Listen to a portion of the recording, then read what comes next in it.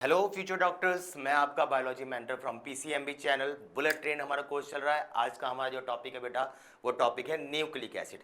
11th class biomolecule जो chapter है, उस चैप्टर का टॉपिक है बेटा न्यूक्लिक एसिड। थोड़ा सा कंफ्यूजिंग सा बच्चों को लगता है, इसलिए मैंने थोड़ा सा इसके बेसिक को समझाने की कोशिश करी है कि भाई ये न्यूक्लिक एसिड एक्चुअल में है क्या। देखो बेटा, न्यूक्लिक एसिड को अगर हमें समझना है, न्यूक्लिक एसिड को अगर हमें समझना है तो बेटा ऐसे समझिए आप कि हमारा जो हमारी हमारी जो सेल है, इस सेल के अंदर क्या प्रेजेंट होता था बेटा, आपका न्यूक्लियस। क्या होता था बेटा इसके अंदर प्रेजेंट? न्यूक्लियस। ये जो न्यूक्लियस है आपका, इस न्यूक्लियस को अगर हम देखें तो इस न्यूक्लियस के अंदर हमारे यहाँ पर कुछ एसिड पाया जा रहा था। इस एसिड का नाम हो गया न्यूक्लिक एसिड। कहानी समझ में आई बेटा? क्या कहते हैं हम इसको? Nucleic acid. अब ये जो न्यूक्लियस के अंदर पाया जाने वाला एसिड था, ये था न्यूक्लिक एसिड। पर जब इसको और क्लियरली डिमोन्स्ट्रेट करने की कोशिश करी गई तो ये पाया गया बेटा कि ये जो न्यूक्लिक एसिड है, इस न्यूक्लिक एसिड को अगर हम देखें तो ये थ्रेड लाइक स्ट्रक्चर बनता है। मोटे तौर पे अगर हम बात करते हैं तो आपका डबल स्टैंडर्ड बन जाता है, तो बेटा ये क्या बन गया आपका? डीएनए। और अगर ये सिंगल स्टैंडर्ड है तो इसका नाम क्या हो गया बेटा? हमारा आरएनए। तो हमारे ये दो प्रकार के ये हो जाते हैं, एक डीएनए हो जाता है और एक हमारा ये आरएनए। अब हम इसी के बारे में आज की क्लास में बात करेंगे। अगर हमें न्यूक्लिक एसिड को अच्छे से समझना है तो बेटा क्लियर कट आप दो तीन पहले बेसिक बात समझें। सबसे पहले बात समझे बेटा पेंटोज शुगर के बारे में। सबसे पहले क्लियरली वर्ड सुने बेटा, पेंटोज शुगर न्यूक्लिक एसिड है। डेट मीन्स आज हम डीएनए आरएनए के बारे में छोटी सी बात करेंगे, वो भी बेसिक कंसेप्ट। समझ में आई बात कि ये कैसे क्या बना? उसको बनाने के लिए सबसे पहले वर्ड की बात शुरुआत करते हैं, पेंटोज शुगर। यहाँ पे पेंटोज का मतलब होता है 5 और यहाँ पे शुगर का मतलब है बेटा कार्बोहाइड्रेट। तो कोई भी ऐसी कार्बोहाइड्रेट जिसमें 5 हो, क्या 5 हो बेटा? पहली चीज 5 होने चाहिए बेटा वर्टेक्स। दूसरी चीज 5 होने चाहिए इसके अंदर क्या बेटा? आपके नाइट्रोजन। नाइट्रोजन ना करके आप ऐसे समझ लो, अलग तरीके से बताता हूं आपको। 5 आप कार्बन मान के चलिए, ताकि आपको फिर स्ट्रक्चर वाला टॉपिक मैं आपको अलग से बताऊंगा। आपको आज मैं पहले बेसिक कंसेप्ट पे बात करता हूं, आपके समझ में आई बात? तो आपका ये पेंटो शुगर अब समझ में आया आपको। वर्टेक्स 5 है, इसका मतलब इसकी शेप कुछ इस तरीके से होगी। आपकी शेप कुछ इस तरीके से होगी। कहानी समझ में आई? 1 2 3 4 और 5, ये 5 आपके वर्टेक्स। दूसरी बात अगर मैं समझाने की कोशिश करूं, कार्बन है तो बेटा इसका मतलब ये नहीं है कि आप यहाँ पर इस तरीके से, जैसे केमिस्ट्री में स्ट्रक्चर के हिसाब से बना देते हैं, आपके इस तरीके से 5 कार्बन होंगे, ऐसे नहीं है बेटा। कार्बन के लिए हम बात करें तो बेटा यहाँ पर क्या होता है, इसके टिप पर होते हैं ऑक्सीजन। टिप पर होती है आपके ऑक्सीजन। और पांचवा का ये कितने कार्बन हो गए? 1 2 3 4 5। ये पांचवा कार्बन रिंग के बाहर होता है। होता तो 5 ही है, पर रिंग के अंदर होगा आपका कौन सा? रिंग के अंदर होंगे आपका ये 4, और पांचवा कार्बन थोड़ा सा इसके बाहर होगा। यहां तक कहानी समझ में आ गई बेटा? ठीक है ना? ये जो पेंटोज शुगर है बेटा, ये पेंटोज शुगर दो प्रकार की होती है। एक को बोलते हैं राइबोज शुगर। बेटा बिल्कुल बेसिक पर बात कर रहा हूं मैं आपके इसमें, है ना, बिल्कुल बेसिक।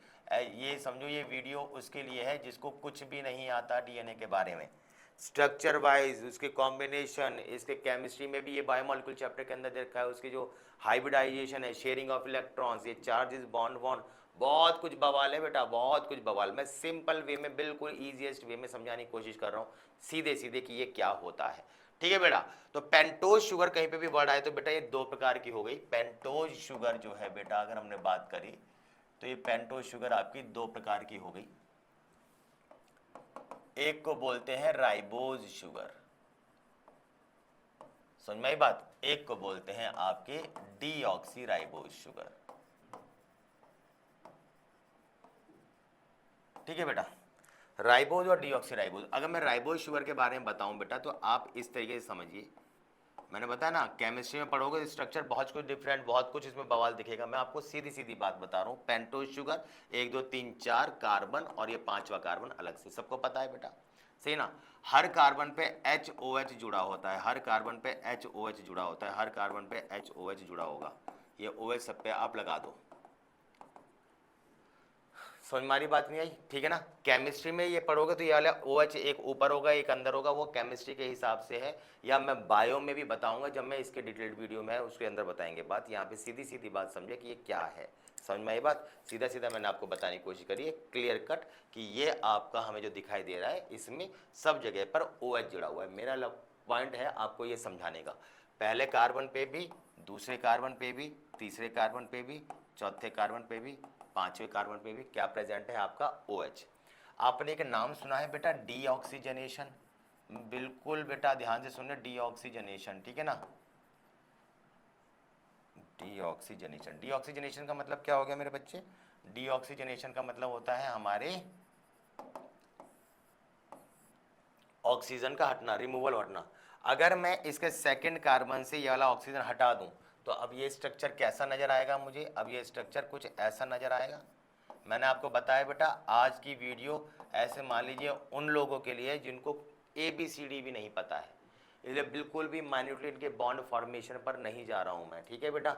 हर जगह पे आपका मैंने बताया यहाँ पर HOH था, अगर मैं इसमें यहाँ पर केवल H रखूं, मैंने यहाँ से O हटा दिया, क्योंकि ऑक्सीजनेशन का मतलब क्या होता है, रिमूवल ऑफ ऑक्सीजन। अगर मैं ऑक्सीजन को हटा देता हूँ, कौन से पॉइंट से हटा, आपका सेकंड कार्बन से, बाकी सब जगह पर जो जैसा था वो वैसा ही है, समझ में आई बात। तो अब ये कौन सी शुगर बन जाएगी, वो शुगर जो राइबोज के डीऑक्सीजनेशन से बनती है, सेकंड कार्बन से ऑक्सीजन के हटने से बनती है, इसको हम बोलते हैं डीऑक्सी राइबोज शुगर। समझ में आई बात। ध्यान रखिएगा, आपने नाम सुना होगा बेटा, नीट की तैयारी कर रहे हो तो नाम सुना होगा आपने RNA।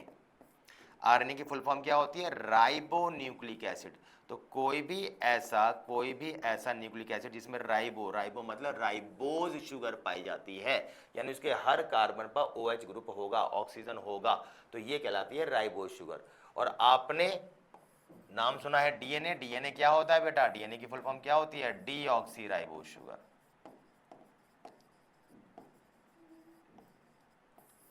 तो डीऑक्सीराइबोज का मतलब क्या हो गया बेटा, डीऑक्सीराइबोज का मतलब हो गया सेकंड कार्बन से आपका ऑक्सीजन यहां से हट गया, तो ये कहलाता है आपका डीऑक्सीराइबोज शुगर, ठीक है बेटा।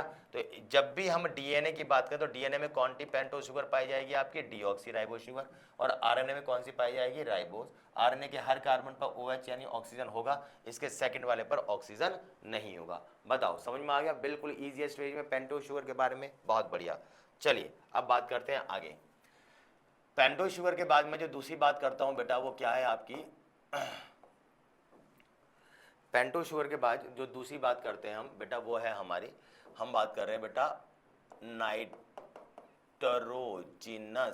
बेस। अब मैं नाइट्रोजिनस बेस के बारे में बात करता हूं। अब बात आती है यार ये नाइट्रोजिनस बेस क्या है। नाइट्रोजन बेस के बारे में बताऊं आपको तो बेटा नाइट्रोजनस बेस क्या हो गया, जिसमें नाइट्रोजन प्रेजेंट हो और बेसिक इन कैरेक्टर हो, बात खत्म, सिंपल सी भाषा में, सही है ना। तो ये होते हैं नाइट्रोजन बेस। मैंने आपको पहले बताया बिल्कुल प्राइमरी स्टूडेंट मान के चला रहा हूं मैं आपको कि आपको कुछ नहीं पता, तो जिनको नहीं पता एटलीस्ट उनको पता हो जाए कि ये है क्या, वो सब बेसिक कंसेप्ट पे बात कर रहा हूं मैं आपको।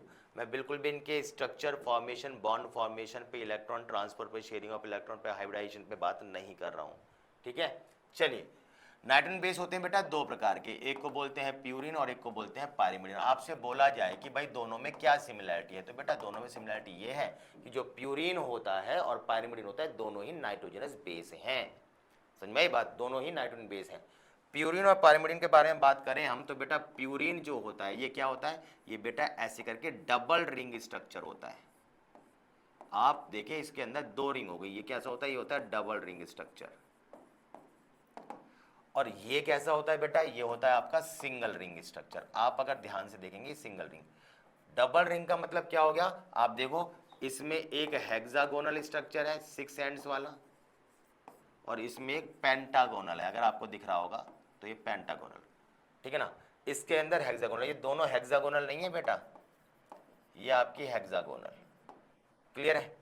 आगे हम बात करते हैं इसमें, जरा समझते हैं।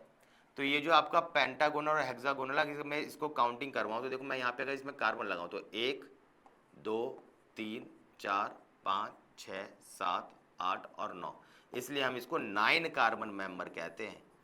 आगे बात समझ में।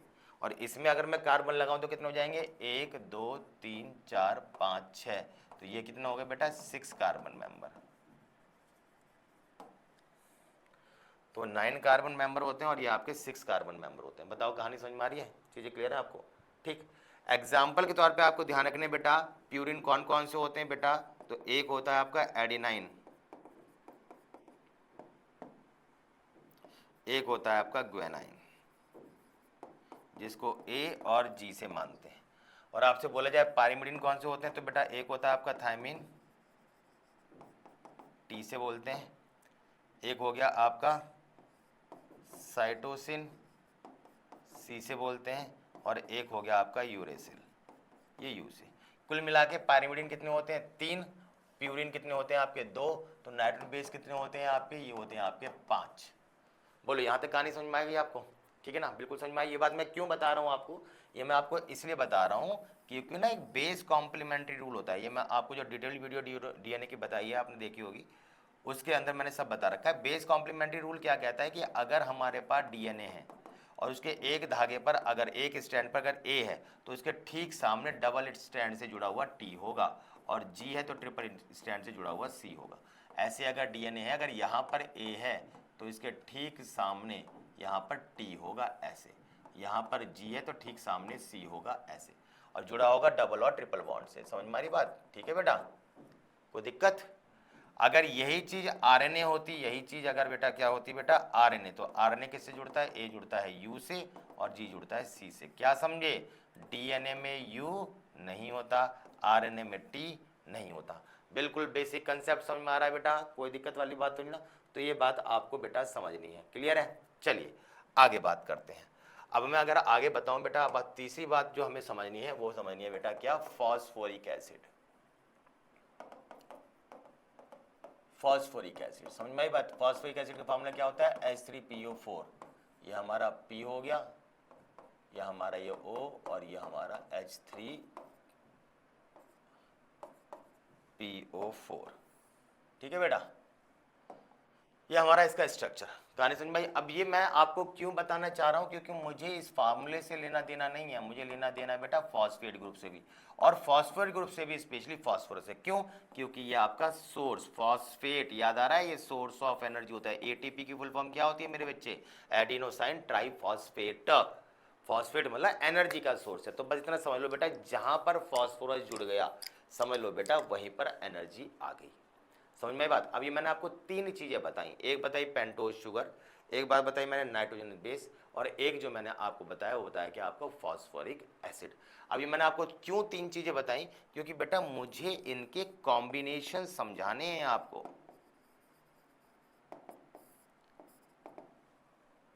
मुझे इनके कॉम्बिनेशन समझाने हैं आपको। कैसे समझाने? देखो, अगर मैं पेंटोज शुगर लूं, मैंने क्या करा बेटा, मैंने लिया पेंटोज शुगर, और मैंने उस पेंटोज शुगर को किससे जोड़ दिया बेटा, मैंने पेंटोज शुगर को जोड़ दिया आपका किसी भी नाइट्रोजिनस बेस से। पेंटोज शुगर को मैंने किससे जोड़ दिया बेटा, नाइट्रोजिनस बेस से। तो ये जो कॉम्बिनेशन बनके तैयार हुआ, ये क्या कहलाएगा बेटा, इस कॉम्बिनेशन को हम क्या कहेंगे, न्यूक्लियोसाइड। इसमें आप देखो, इसमें फास्फोरस कहीं पर भी नहीं है, यानी इसमें एनर्जी सोर्स नहीं है। पेंटोज शुगर से क्या जुड़ गया आपका, कोई भी आपका नाइट्रोजन बेस। इस कॉम्बिनेशन को हम क्या कहते हैं बेटा, ये कहलाएगा आपका न्यूक्लियोसाइड। कोई दिक्कत वाली बात तो नहीं है बेटा, कोई दिक्कत तो नहीं ना? ठीक है बेटा, ये जो बॉन्ड होता है, ये जो बॉन्ड होता है जिससे जुड़ा होता है, इसको हम क्या कहते हैं बेटा, इसको बोलते हैं ग्लाइकोसाइडिक बॉन्ड। ये कहलाता है आपका ग्लाइकोसाइडिक बॉन्ड, यानी कि ग्लाइकोसाइडिक बॉन्ड। क्लियर है? कोई कंफ्यूजन वाली बात तो नहीं? अब मेरे पास क्या है बेटा, अब मैं चाहता हूं कि ये जो मेरा न्यूक्लियोसाइड है, मैं इसको एनर्जेटिक बनाना चाहता हूं, इसके अंदर एनर्जी बनाना चाहता हूं। तो एनर्जी इसके अंदर क्या होगी बेटा, फास्फोरस। मैंने क्या कर दिया, इसके अंदर फास्फोरस को जोड़ दिया। समझ में आई बात? मैंने इसके अंदर फास्फोरस जोड़ दिया। अब मैं अगर न्यूक्लियोसाइड में फास्फोरस जोड़ दूं, तो अब मैं उसे क्या कहूंगा मेरे बच्चे, अब मैं कहूंगा उसको न्यूक्लियोटाइड। अब मैं इसको कहूंगा बेटा न्यूक्लियोटाइड। कहानी समझ में आई ना। तो बेटा समझो, देखो ये था आपका न्यूक्लियोसाइड, ये क्या था आपका न्यूक्लियोसाइड। कोई भी अपना इसमें पेंटोज शुगर, ये हो गया, ये पेंटोज शुगर हो गया, ये आपका नाइट्रोजनस बेस कोई भी है। अब क्या हुआ, अब मैं अगर इसमें फास्फोरस जोड़ दूं तो अब मैं इसको क्या कहूंगा, अब ये स्ट्रक्चर कहलाएगा न्यूक्लियोटाइड। हल्का सा डीपली जाऊं मैं अगर, तो उसमें क्या समझ में आता है मुझे, वो ये समझ में आता है कि बेटा ये पेंटोज शुगर, ये नाइट्रोजनस बेस, यहाँ पे कार्बन नंबर 5वां, ये आपका 5th कार्बन है, और 5th कार्बन पे जुड़ता है फास्फोरस। तो इधर जुड़ने का मतलब क्या हो गया, ये 5th कार्बन पे जुड़ता है। हम जब डीएनए का धागा बनाते हैं, हम जब डीएनए का धागा बनाते हैं इस तरीके से, यानी कि स्ट्रैंड बनाते हैं, तो उसके एक एंड को 5 प्राइम बोलते हैं और एक को 3 प्राइम बोलते हैं। इसके अपोजिटली एक को 5 प्राइम बोलते हैं, एक को 3 प्राइम बोलते हैं। ये बात तो सबको पता होगी।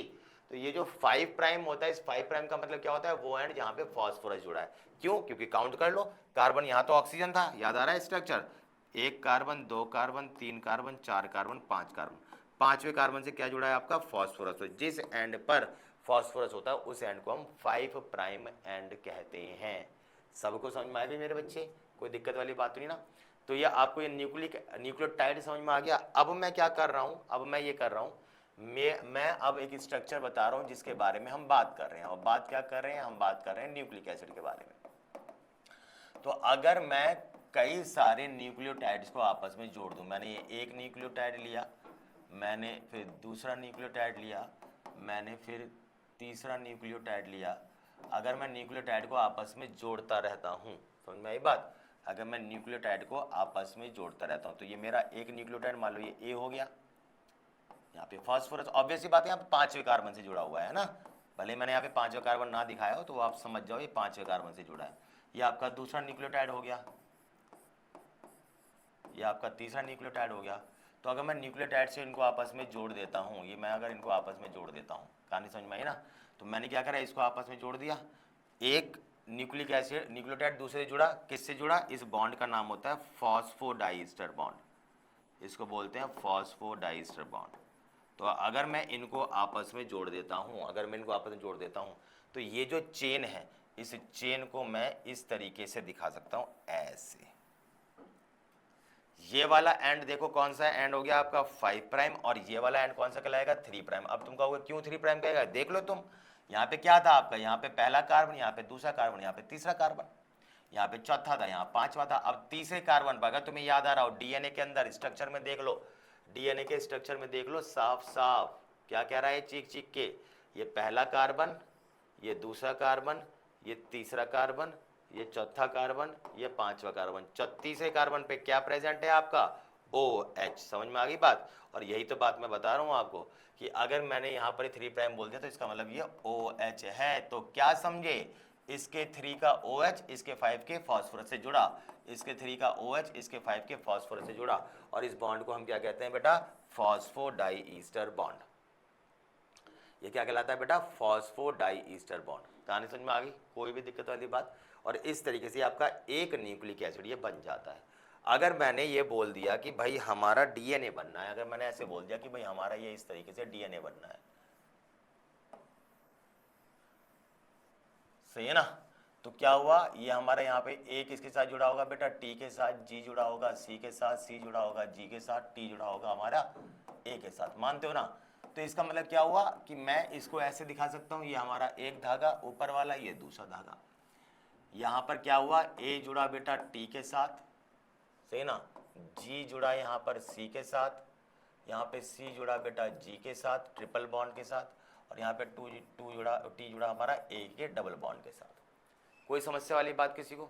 अब इस चीज को मैं अगर डायग्रामेटिकली समझाऊं तो बेटा सुनो, अगर ये मेरा 5 प्राइम एंड है, ये मेरा 3 प्राइम, यहाँ 5 प्राइम या 3 प्राइम, तो देखो कैसे करोगे। ऊपर वाले को बनाते हैं, ऊपर वाले में हमें ये साफ साफ दिख रहा है, पहला हो गया बेटा ये ए, दूसरा हमने बनाया फिर तो क्या बन गया बेटा हमारा ये जी, दिख रहा है आपको यहाँ पर, ये बेटा हमारा जी। तीसरा वाला क्या हो गया बेटा, ये हमारा सी, ये हो गया सी। और चौथा वाला हमारा क्या हो गया बेटा, ये हो गया हमारा टी। कहानी समझ में आई, ठीक। मैंने इसको जोड़ दिया, ये वाला एंड 5 प्राइम होगा, ये वाला एंड 3 प्राइम होगा, सबको पता है। अब क्या हुआ, अब ये ए किससे जुड़ा है नीचे बेटा, टी के साथ, G जुड़ा है आपके C के साथ, यहाँ डबल होता है, यहाँ ट्रिपल बॉन्ड होता है, ये बात मैं पहले ही बता चुका हूँ। यहाँ पर ये आपका ट्रिपल बॉन्ड और यहाँ पर ये आपका डबल बॉन्ड, कोई समस्या वाली बात बेटा। अब इधर 5 प्राइम था, मैं नीचे वाला धागा बनाऊं, देखो यहाँ पे T आ गया, C आ गया, G आ गया, A आ गया, T आ गया, C आ गया, G आ गया, A आ गया। अब मैं क्या करूंगा, मुझे उधर की साइड में 5 प्राइम बनाना है, और 5 प्राइम किधर होता है, जिस साइड में फास्फोरस होता है। तो अब क्या कर दो, अब इसको इस तरीके से घुमा दो,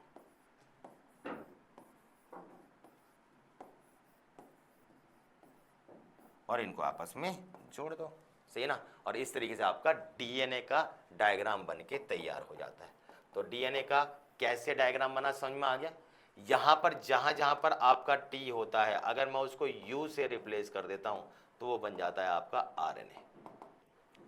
समझ में आई बात, कैसे रिप्लेस होता है इसके ऊपर हम बात आगे करेंगे। समझ में आई बात। मुझे आज की क्लास में सिंपल ये बताना था कि न्यूक्लिक एसिड कैसे बनता है। तो पेंटोज शुगर, नाइट्रोजन बेस और फास्फोरस, इन तीन को अगर हम जोड़ देते हैं तो ये आपका ये डीएनए बन के तैयार हो जाता है। सबको क्लियर है बेटा, कोई कंफ्यूजन तो नहीं है ना। ठीक है बच्चे, तो ये हमारा बेटा आज की ये वीडियो, इसमें मुझे न्यूक्लिक एसिड समझानी थी, बेसिक कंसेप्ट समझाया है मैंने आपको, जिसमें आपको साफ साफ दिख रहा है phosphorus pento sugar, phosphorus pento sugar, phosphorus pento sugar आपस में जुड़ते हैं, ये नाइट्रोजन बेस आपस में कनेक्ट नहीं करते हैं, तो इसको बोलते हैं बैकबोन बना रहा है। ये बैकबोन नहीं बनाता है, बैकबोन मतलब रीढ़ की हड्डी साथ में कनेक्ट रहती है, नीचे वाली नहीं रहती है। ठीक है बेटा, तो ये बात आपको समझनी है। ठीक है बच्चे, तो this is for the video आपके आज के लिए, जिसमें मैंने बेसिक स्केलेटन समझाया है। नेक्स्ट क्लास में इसके नेक्स्ट टॉपिक के साथ हम डिस्कस करेंगे। ठीक है बेटा, तब तक के लिए सायोनारा।